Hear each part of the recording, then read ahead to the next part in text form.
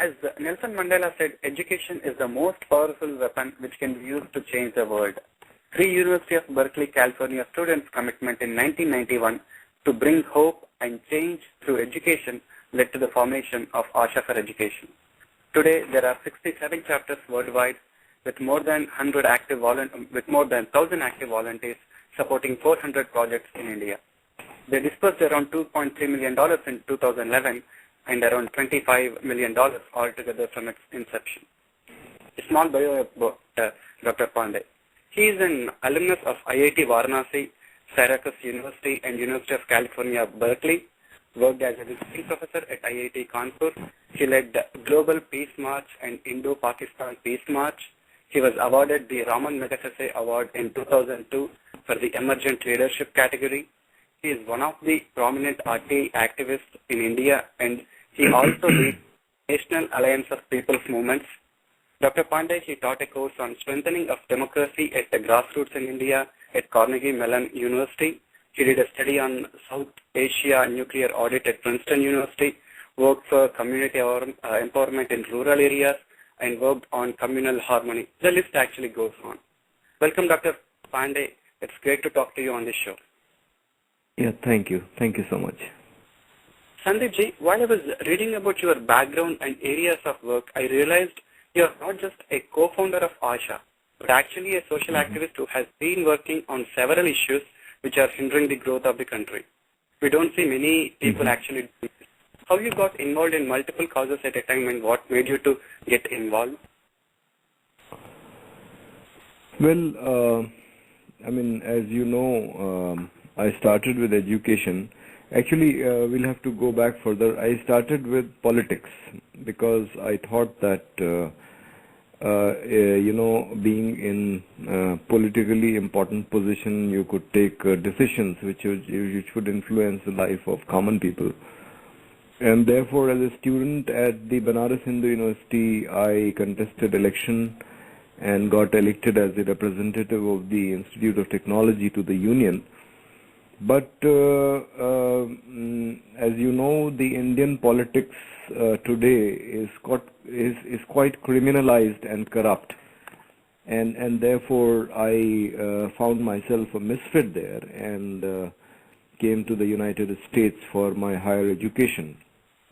And when I was about to go back, and it was quite clear in my mind after being here for a year that I would not live in the US and would go back to India and work for social causes.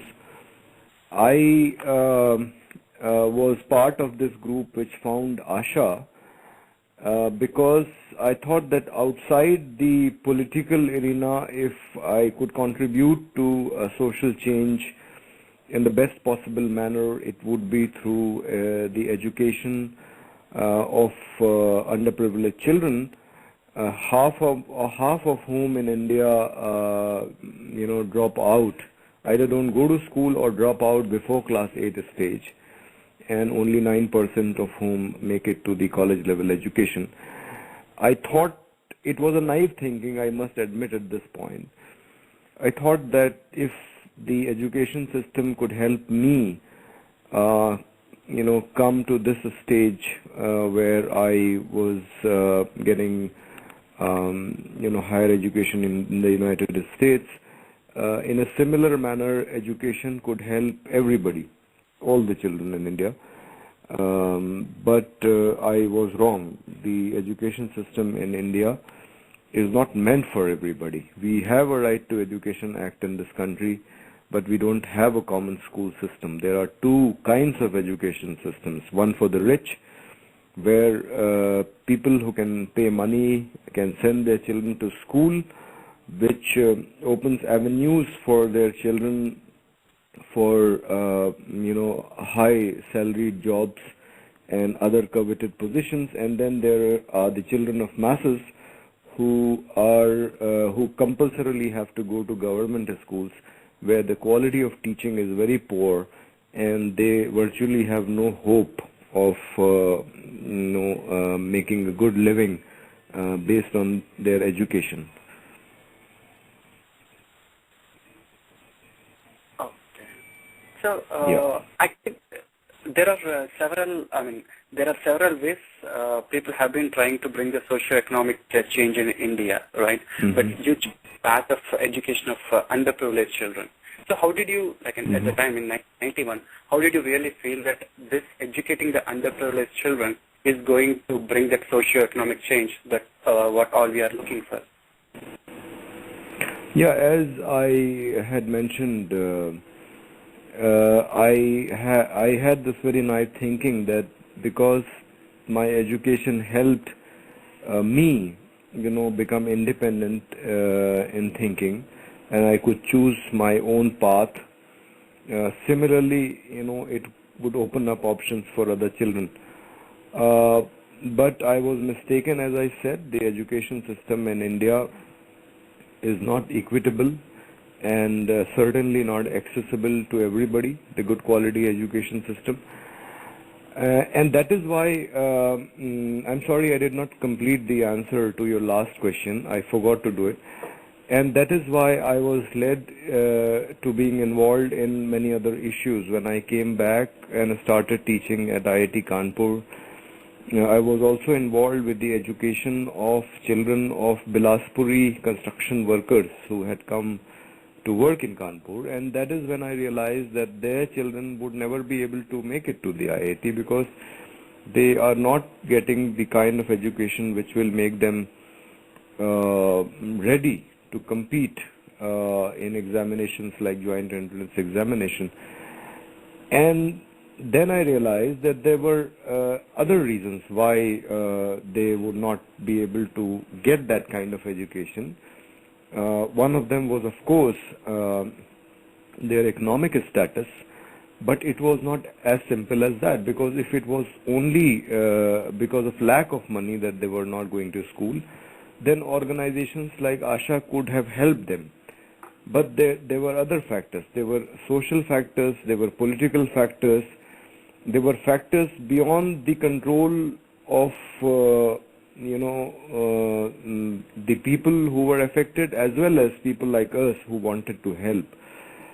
The caste system, for example, in India is still very strong, and in spite of the policy of reservation, not many children from the marginalized classes, are able to make it to the higher education level. The seats in higher educational institutions, for example, for the scheduled caste and scheduled tribe students, are not all filled up. So, if you are from marginalized section of the community, of the society, either SC, ST, or from one of the minority groups, or a girl child, then your chances of making it to a higher educational institution, especially professional education, and to a good salaried job are less compared to if you are a boy born in a higher caste family in India. So I was not aware of these complicated issues until I got involved at the grassroots. And then slowly I realized that, even before you start talking about education, there are issues which have to be resolved, issues related to fulfillment of basic needs of people. For example, the Prime Minister has released a report, the Prime Minister of India has released a report some time back saying that 50% children in India are malnourished.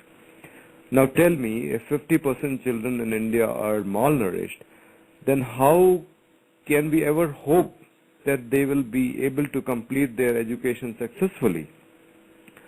And therefore the priority for an activist like me becomes to feed the children, to ensure that they get proper nutrition.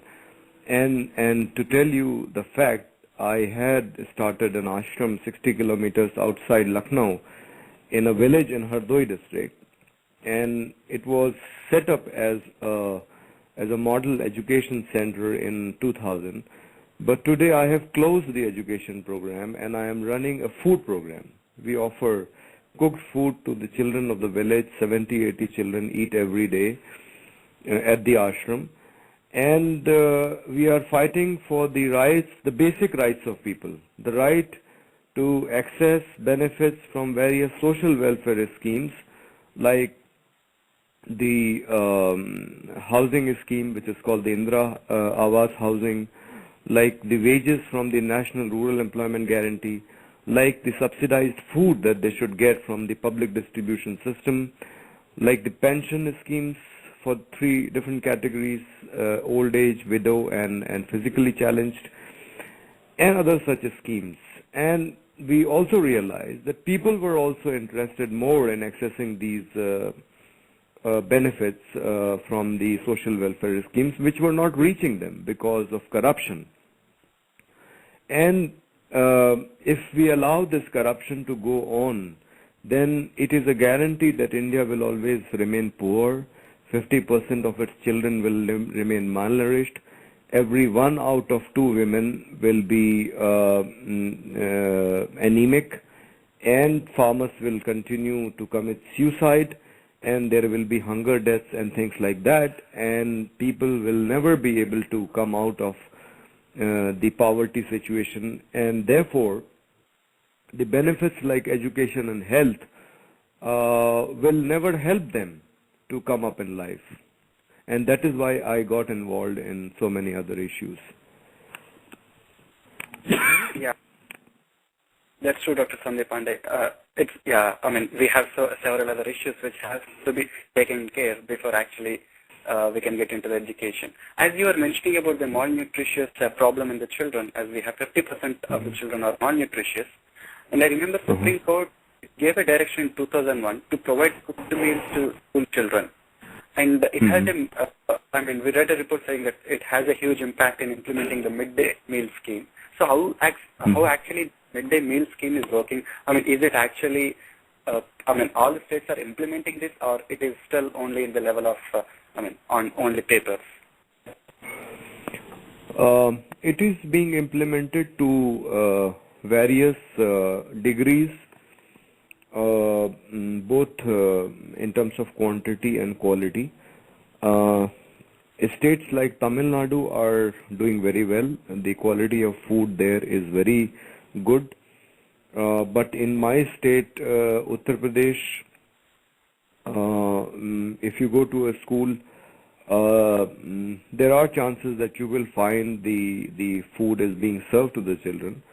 But the quality of food is not up to the mark, and I'm not sure whether the substandard, food that we give to the children as part of midday meal scheme will help improve the situation of malnourishment.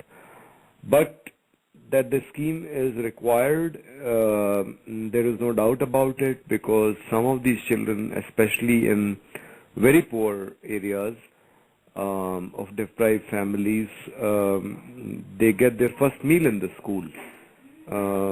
They can't eat at home before coming to school, and therefore this school is at least helping people survive, fight hunger, if not malnutrition. So it is a good scheme. But obviously, as with everything else in India and with the rest of the third world, I think the implementation is not, satisfactory.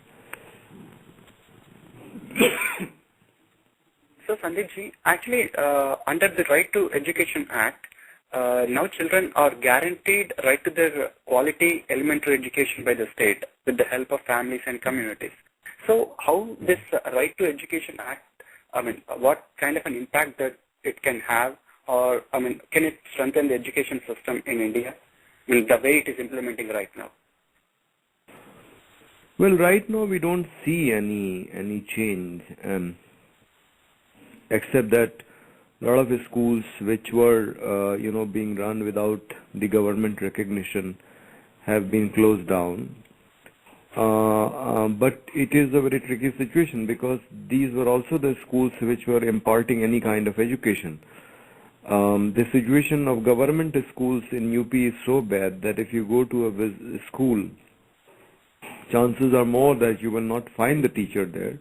It would be a para teacher teaching if the children are lucky, or there would be no teaching at all. So the private schools are closed down. It has been one of our demands that, children should go to a regular education program.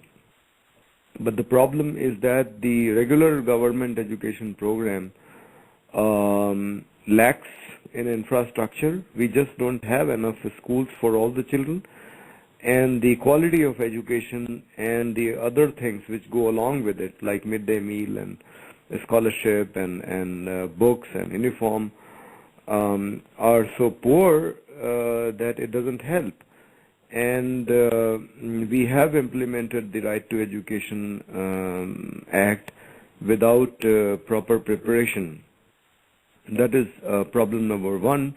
And the problem number two, which in my view is a bigger problem, is that we don't have a common school system like all the developed countries. And therefore, all the children do not have access to the same quality of education, and unless that happens, not all the children will feel inclined to go to school. And therefore, nobody takes it seriously. When people know that the quality of education is poor, the teachers are not doing their job, the parents are not interested in sending their children to school, and neither is the higher bureaucracy interested in implementing it. So that is very essential, that India takes a decision to implement the common school system, the concept of neighborhood school, so that all the children have access to same kind of education system, and then there will be incentive for more children to go to school. We have a situation in India where we have the Right to Free and Compulsory Education Act implemented, but you can see children working in restaurants and as domestic help and in other jobs like motorcycle and cycle mechanics, and in various factories like glass factory, like the crackers factory. And obviously these children are not going to school, and the government is not doing anything about it. So actually the quality of education and exposure that rural kids are receiving is much different from urban kids. I mean, urban kids are actually, have a lot of exposure to things, but it is not the case with the rural kids. So in this competing environment, do you think that this difference would impact the future of these rural kids, or what impact it would have on these kids? Well, the problem with the education system is that it prepares you for service sector jobs.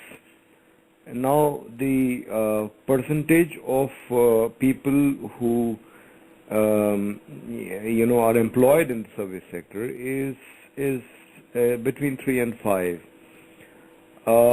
Majority of the population in the country still depends on agriculture for their livelihood, and then there is the industry and the traders.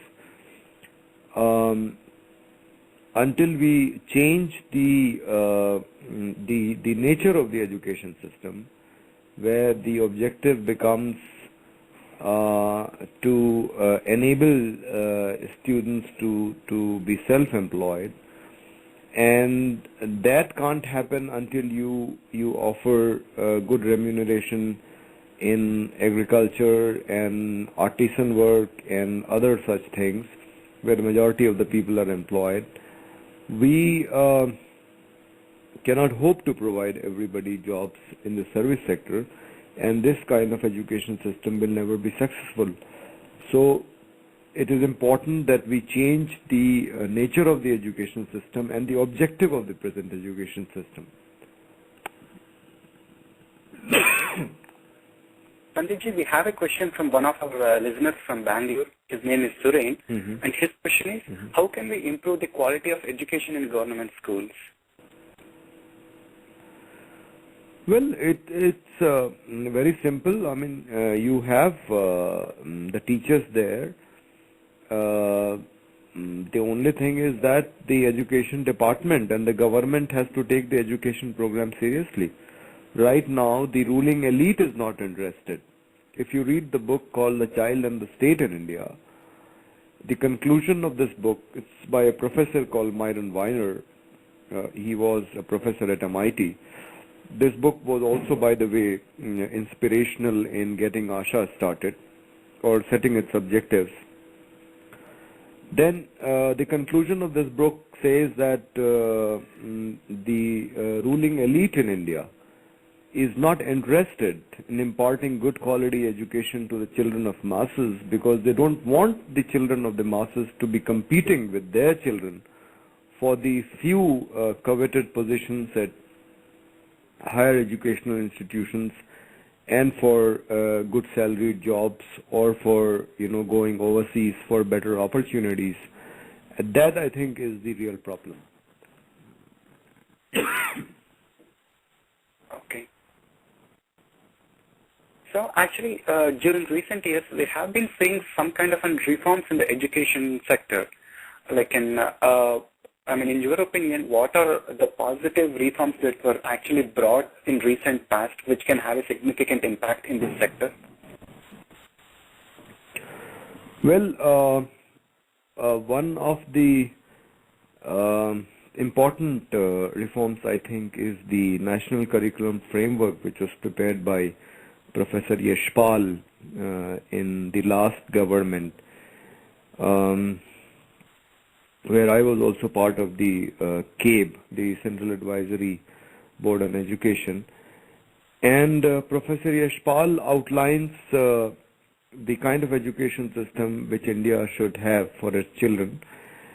And the content of the textbooks has been changing according to it. Now we see that during my time,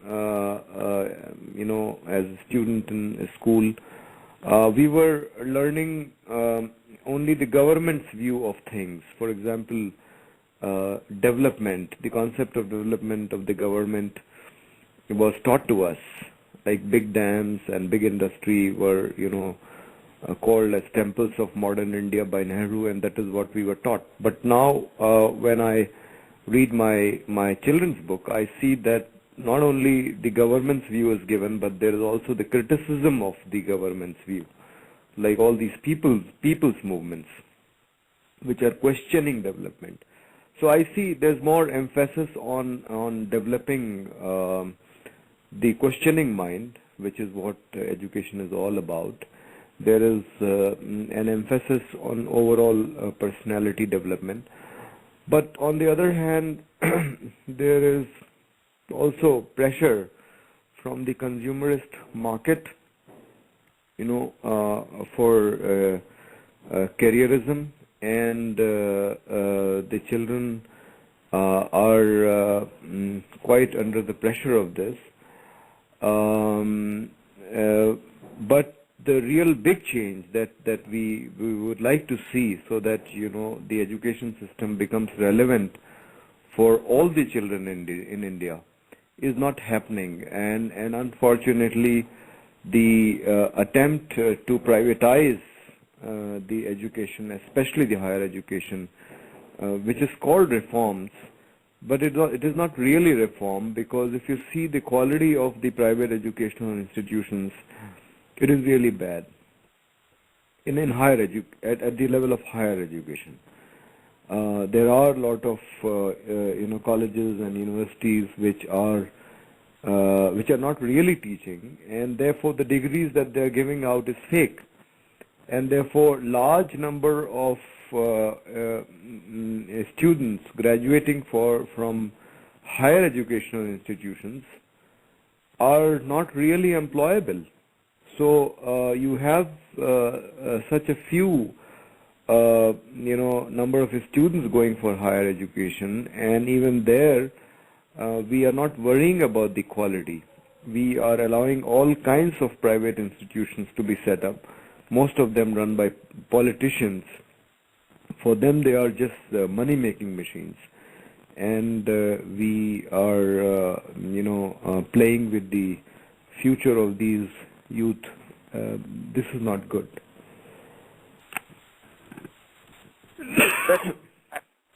Actually, was going through one of the report which says that the faculty at the private engineering colleges, they should be get a pay as according to the UGC payment system.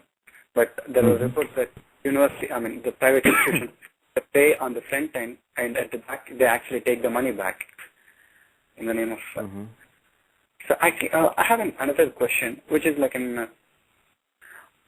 to improve the quality of education and to improve the infrastructure in the high schools, government has started implementing a Rajiv Vidya Yojana scheme, which actually gives around 27 to 30 lakhs for each high school to build the infrastructure and everything. Is this going to help the to help in changing the system? In terms of quality or infrastructure? Well, there has been improvement in quality of infrastructure, I would say, at all levels. Even the village primary schools have better buildings now.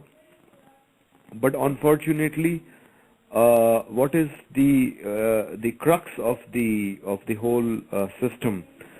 The core, the content of the education, the quality of the education, that is suffering very badly. That is progressively deteriorating.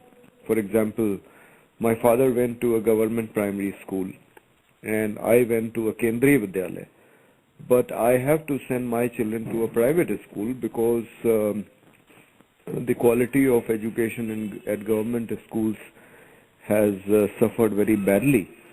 So this is not good for the country and the society. Actually, I was going through a newspaper article maybe a year back, I guess. There was an IAS officer in Tamil Nadu who actually he had sent his children to a government school. It's like for the primary school. And he was expecting to see the change in the school because, as the kids are IAS officer kids, then there might be an overall change within the school. That's what he was expecting. Can we expect such kind of a impact? Such kind of actions which can create an impact on the system? Is this the right way to do Actually, the beginning of the common school system in India would be with such a kind of thing. This IAS officer was doing it voluntarily, and I can tell you that if this IAS officer was sending his children to a government school, the quality of education in that school would definitely have improved compared to other government schools, because the education department officials now cannot afford to neglect this school. They have to make sure that the quality of education here would be good, so that they are not taken to task by the higher level officials. We have been articulating the demand of common school system in India in this manner, that the children of all IAS officers, and I think we can extend it easily to all government officials and employees, should go, and the politicians. So the children of everybody who's receiving a salary from the government, including the people's representatives, they must necessarily go to government schools, and that is when the quality of the government schools would improve. This is the only way. There is no other way in which you can improve the quality of the education. Thank you, Sandeep ji. Actually, we have a caller on the line who wants to ask you a question directly. Sure, yeah. Sandeep ji, this is Srikanth. I have a question. Reading about this food worth crores for poor children siphoned off in Maharashtra, and seems like Supreme Court has interfered, and then there is a panel that's set up. It seems really heinous to see these private contractors illegally supplying food and making massive profits at the cost of these children. So where is this heading, sir? You have any idea, please? Well, this is the general state of affairs, with all social welfare schemes, whether it is the food for the children or the food as part of the public distribution system, the wages as part of an REGS, anything that you talk about. And unfortunately, it is not just some contractors here and there or some mafia here and there. It is now institutionalized, and the basic reason is that corruption money now finances political parties in India. There was a time when the political parties used to collect donations from either people or rich industrialists and contest their elections, but now they don't collect donations. They, except for probably the communist parties, they siphon off money from the government welfare programs and take huge commissions from big projects, and that is how they finance their politics. And so long as this kind of politics will continue in this country, there is no hope for the common people, the 80% of the masses who have to live in situations of varying degree of poverty. And therefore, this entire campaign against corruption, which is being led by Anna Hazare and Arvind Kejriwal, is very important because it has the potential to change the face of this country. Thank you, sir. Thank you, Srikanth. So, we are talking about the Arvind Kejriwal and everyone. So it looks like Arvind Kejriwal has been fighting against the corruption through social activism through all his life, but it looks like he has changed his way of fighting into political activism. Do you think that is this the right time for India to actually strengthen the political activism to have an overall change in the system? Yeah, as I mentioned, the real culprit why majority of India has to live in poverty is the political system, which siphons off the benefits which should reach poor to finance its politics. And therefore, the character of this politics has to change. And that is what Arvind Kejriwal is trying to bring about. If he is successful, if he is able to bring in new blood in politics, which will, conduct politics honestly, and will ensure that the benefits of government schemes reach the poor, then there is hope for the poor. And this is what, has been understood by him, and he has taken the right step. Until we allow the corrupt politicians to rule us, there is no hope for us, and therefore he's trying to change the character of the politics, and we must all support him in this endeavor. So, Sandeepji, the increase in non-profit organization or NGOs shows that actually government is failing in some way in benefiting the poor or how do you think that an organization like Asha or any other organization which actually works on education with a budget of less than even 1% of the government's spending would can actually bring the change or can improve the education system? No, you are right. The role of NGOs has increased because government is not doing its job properly.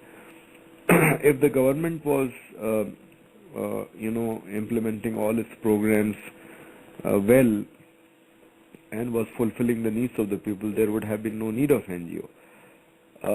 This is true, but on the other hand, there are a lot of NGOs which are just an extension of the corrupt government system, and they are not helping improve the situation. They are only helping the corrupt political parties. But even the good NGOs, are effective only in very local areas. Like when Arvind Kejriwal was working on right to information, he was concentrating on a slum in Delhi. or he could at least just reach out to, a small, minuscule percentage of the society which was interested in RTI. But when he decided to take up the issue of corruption, so many people got associated with his movement.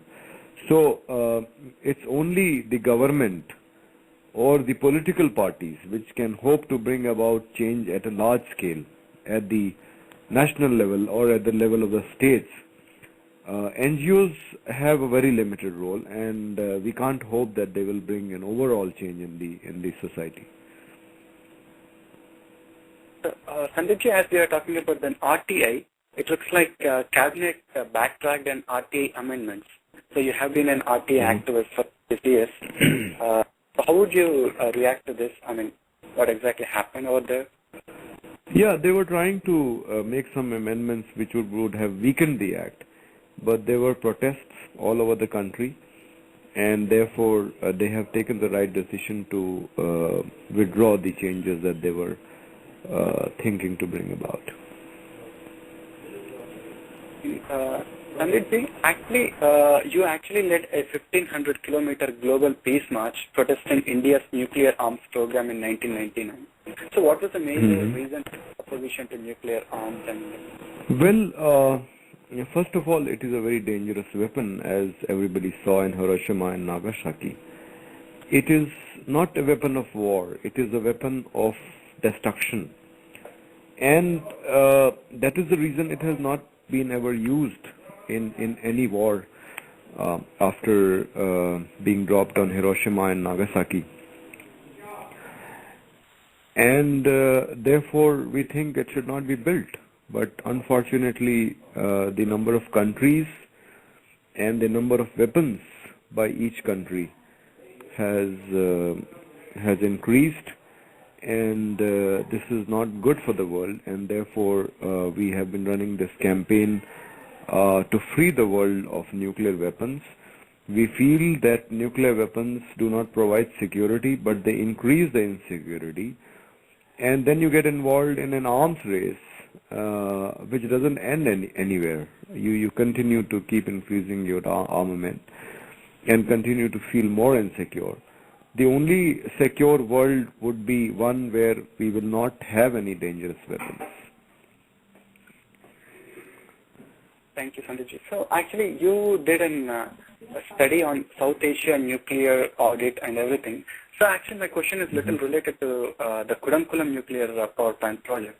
So, I mean, your opinion on that Kudamkulam nuclear project and the protests which has been going on against it? Well, we have been supporting the movement not just against nuclear weapons but also against nuclear energy. Nuclear energy as an option for producing electricity has been given up by the United States and the Europe and now the Japan after the Fukushima disaster. In US and Europe there has not been a single new nuclear power plant commissioned in the last 30 years. Therefore, a technology which is very costly, which is very dangerous, scientists don't know how to get rid of nuclear waste, which is very radioactive, can cause serious diseases to human beings like cancer. We have no solution for disposing of this waste, and therefore most of the developed world has decided to give it up, and it is a pity that the government of India has entered into a nuclear deal with the United States and is trying to set up these nuclear power plants. It is not only dangerous, risky and costly to produce electricity from nuclear energy, but if the people don't want it, how can you force it upon the people in a democracy? These fisher folk on the coasts of Tamil Nadu have put up a very valiant fight. In my opinion, it is one of the two most important people's movements going on in the country. The other one is against big dams in Assam.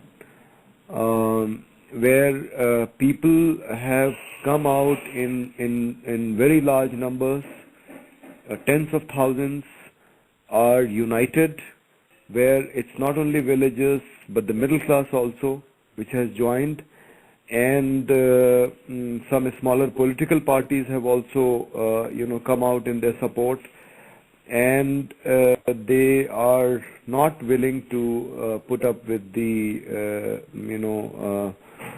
decisions of the state, of their state governments and the central government, to force these anti-people projects on them.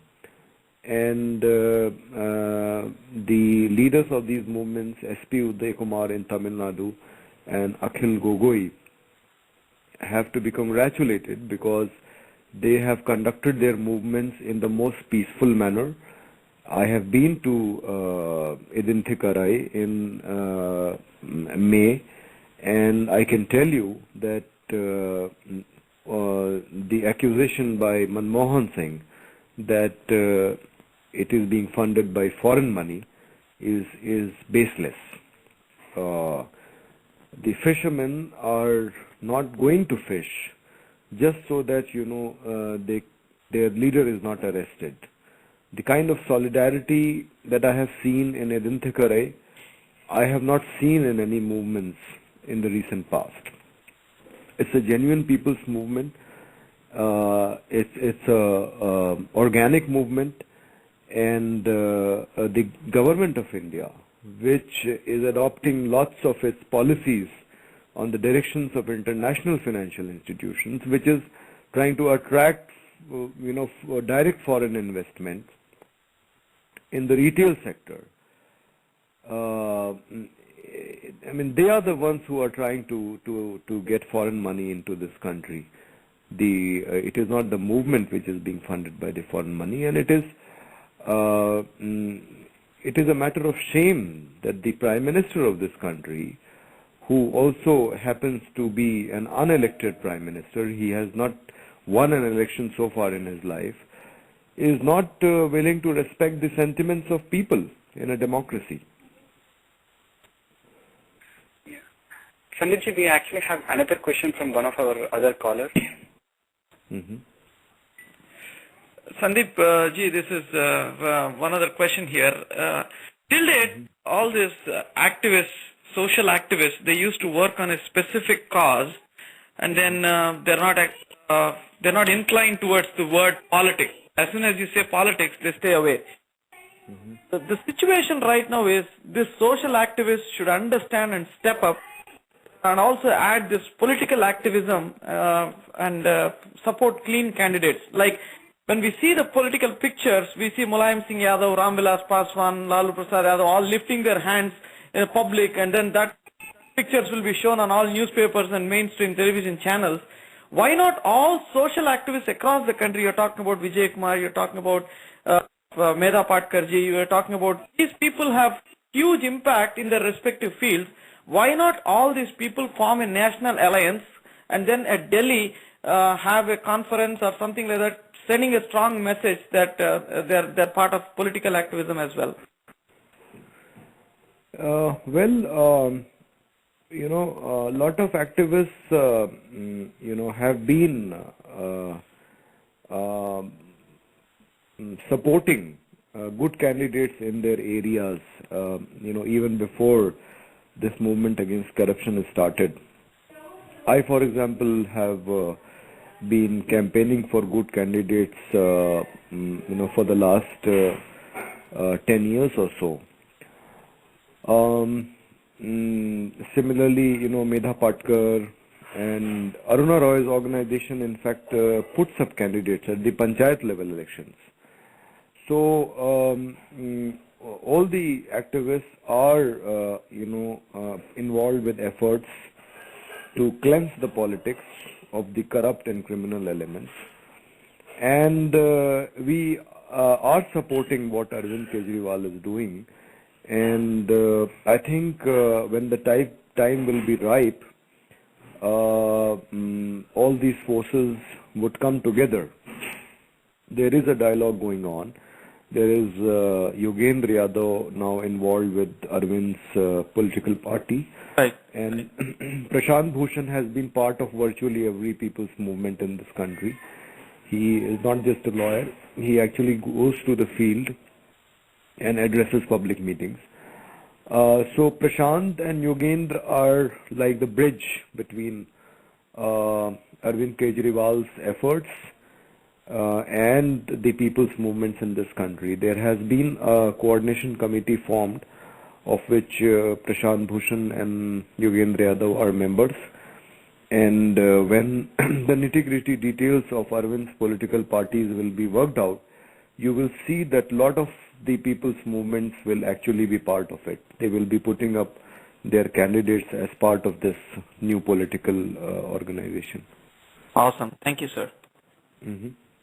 Thank you, Sandeep. Actually, before wrapping up the show, I have just a couple more questions. It's actually about your work in communal harmony. So, I was about that Indo-Pak march. You walked from New Delhi to Multan for peace between the two nations. Can you share the best during the march, which gave you the confidence of what you are doing and aiming is going to work? The best moment that you felt during this march. Well, first of all, let me tell you that I thought that, how did the idea of the march originate?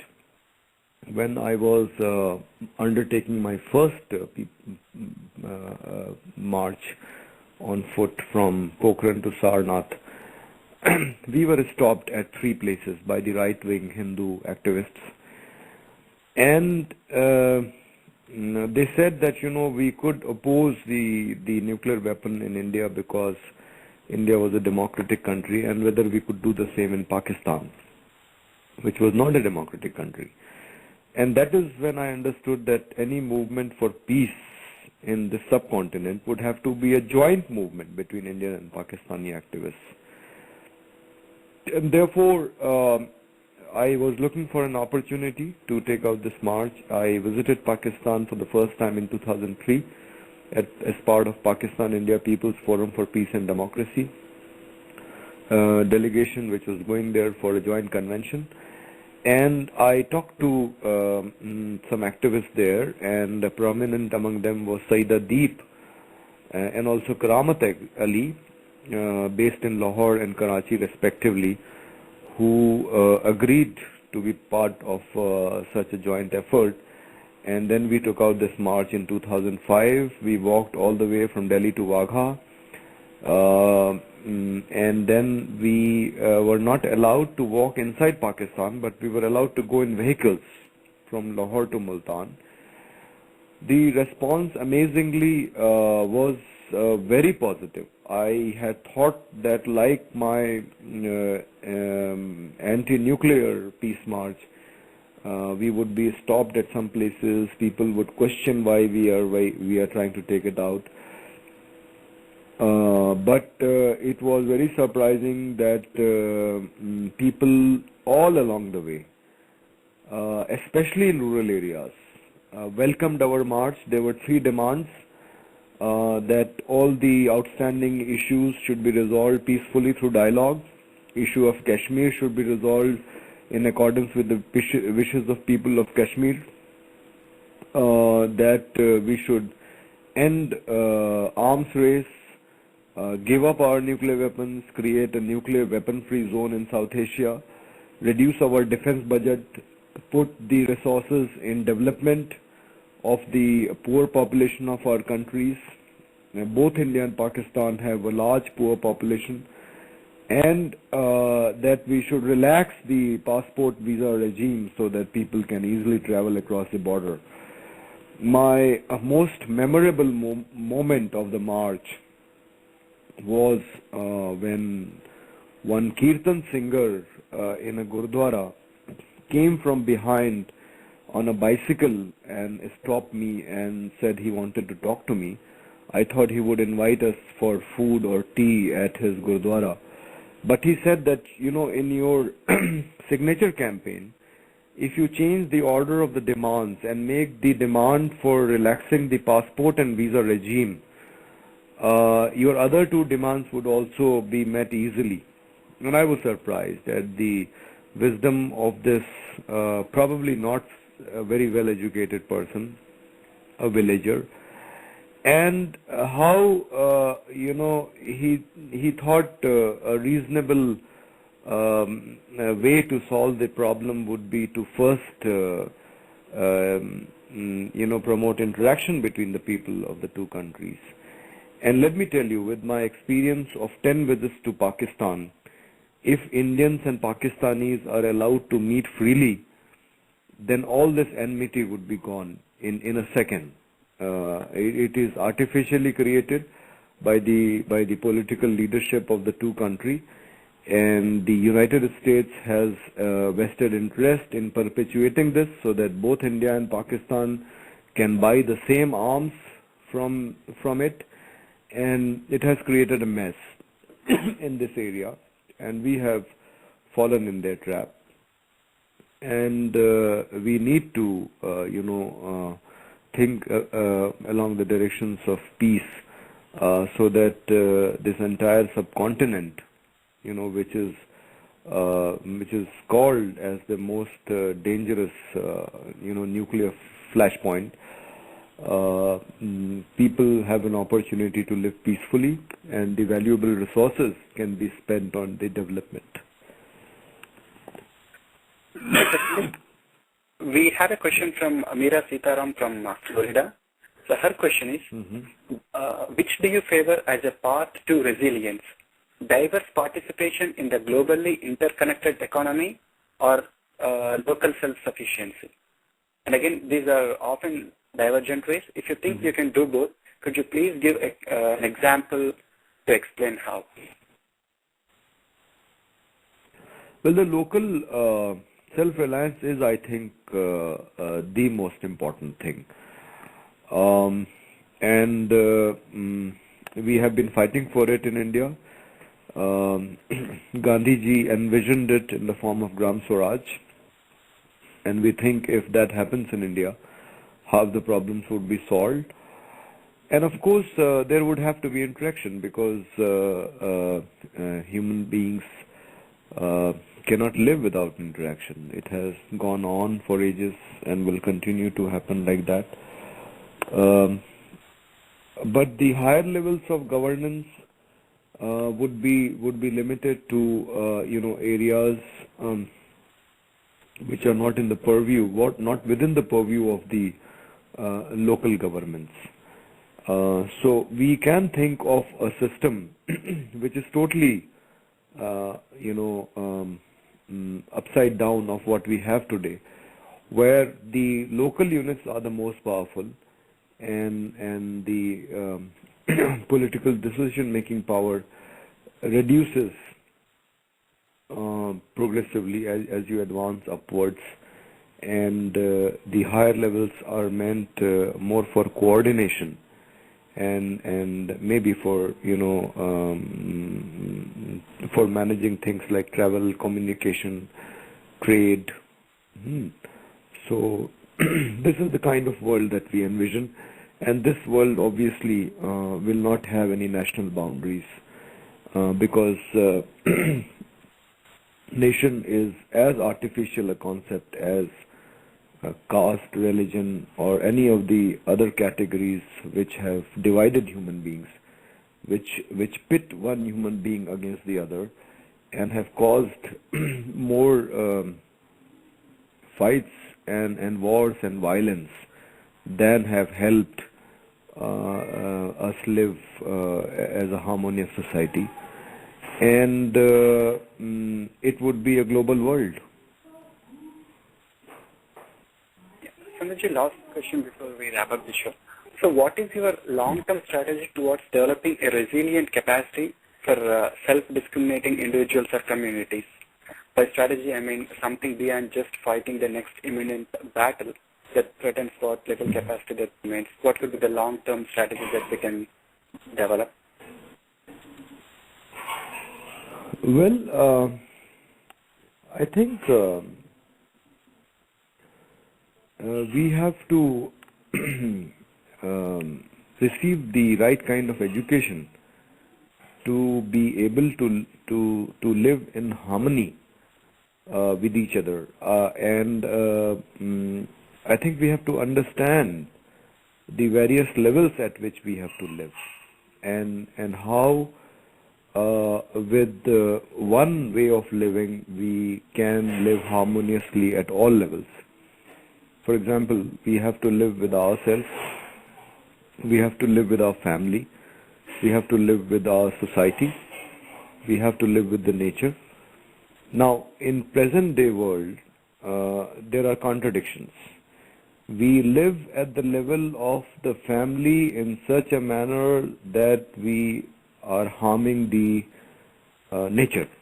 We are earning our livelihood through a means which is creating problems at the level of nature or at the level of society. And this, I think, is the basic problem. Why we are not able to live as happy individuals. We have to develop a wisdom where we can live at all these levels and bring them into harmony. And when we are able to do that, then there will be peace within ourselves, within our family, within our society. We will be strengthening the nature rather than harming it, and we will also be in peace with any other force, bigger force that we consider which controls us. People who believe in God, for them it is God. People who don't believe in God, for them whichever force they think determines our lives, controls us, we have to be in harmony with such force. And therefore, we have to work towards achieving that kind of wisdom. And that should be the effort of the education program that we set up for our children.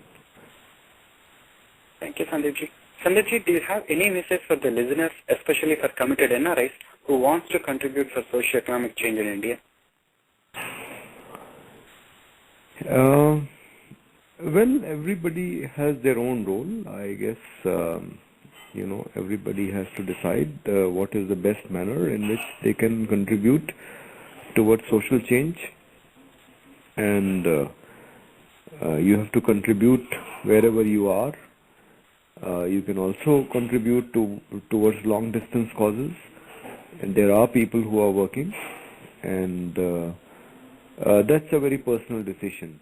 But that you be involved with some kind of social change process, that is must, because that is the only thing which will, make you happy.